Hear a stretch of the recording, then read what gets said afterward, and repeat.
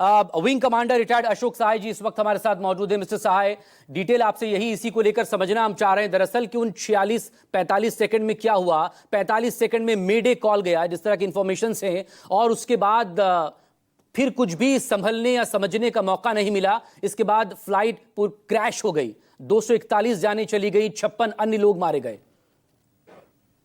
जी नमस्कार, मैं wing commander आलोक सहाय हूँ। एक छोटा सा करेक्शन कर दूं। जी आलोक प्लीज, सहाय। Thank you. ये जो वीडियो जो अवेलेबल है, उस वीडियो को अगर हम माइन्यूटली देखें, हालांकि बहुत ही स्पष्ट तरीके से अभी इस बात को नहीं कहा जा सकता है, लेकिन ऐसा लग रहा है कि इसका फ्लैप्स और स्लैट्स ये एक्सटेंडेड नहीं है। टेक ऑफ मोड में जो फ्लैप्स एंड स्लैट्स को पीछे करते हैं, जिससे नीचे से एयर प्रेशर के कारण जहाज को लिफ्ट मिलता है, तो शायद मैं एक संभावना व्यक्त कर रहा हूं कि इसका फ्लैप्स और स्लैट्स एक्सटेंडेड नहीं दिख रहा है। ये हो सकता है इसके कारण इसको अब इसमें कई बातें हो सकती हैं। अगर ऐसी बातें हैं तो पायलट को क्लियर इंडिकेशन मिलता है। इस तरह की इमरजेंसी होती है तो ऑडियो वार्निंग भी होती है। तो क्या पायलट को इसकी वार्निंग मिली? क्या पायलट ये समझ पाया कि इस तरह की सिमेट्रिकल पोजीशन में जहाज है? नंबर एक। क्या किसी तकनीकी खराबी के कारण वो नहीं समझ पाया कि ऐसी एसिमेट्रिकल पोजीशन में जहाज है, या वो समझ पाया, उसको इंडिकेशन मिला और कंट्रोल पैनल काम नहीं किया, जिसके कारण वो जो करेक्शन एक्शंस लेना था वो नहीं ले पा रहा था? तो देखिए, इसमें कोई शक नहीं है कि जितने देर का वीडियो अवेलेबल है, उतने देर के अंदर कोई बर्ड हिट सिग्निफिकेंटली नहीं दिखाई दे रहा है।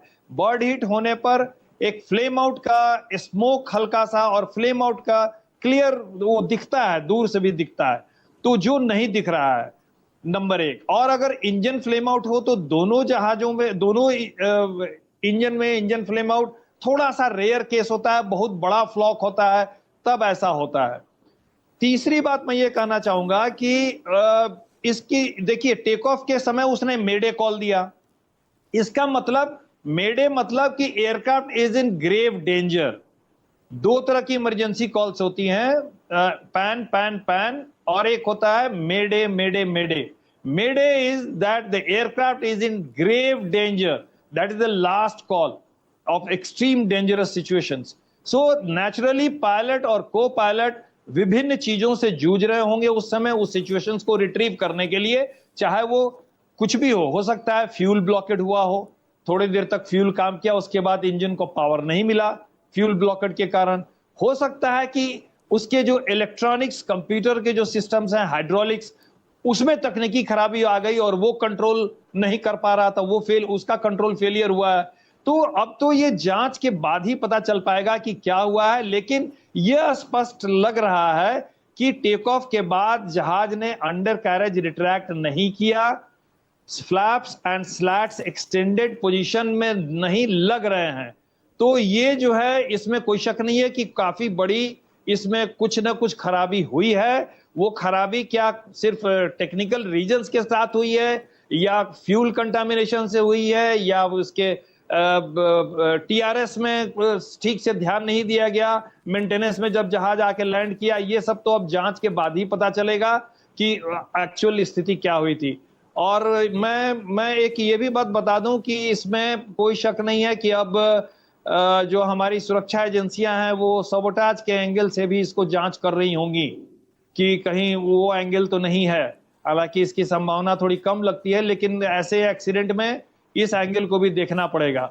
और जो टेक ऑफ के समय में मैं एक और बात बताऊं कि इतना फ्यूल होता है, और टेक ऑफ के समय में जब जहाज क्रैश करता है तो एक बड़ा रेड बॉल से सारा तेल, हाईली इन्फ्लेमेबल एटीएफ होता है, वो एक बॉल में वो जल जाता है। इसीलिए आप देखेंगे कि एक बड़ा रेड बॉल आपको दिखाई दे रहा है क्रैश के समय। बिल्कुल, वो वीडियो में साफ नजर आ रहा है।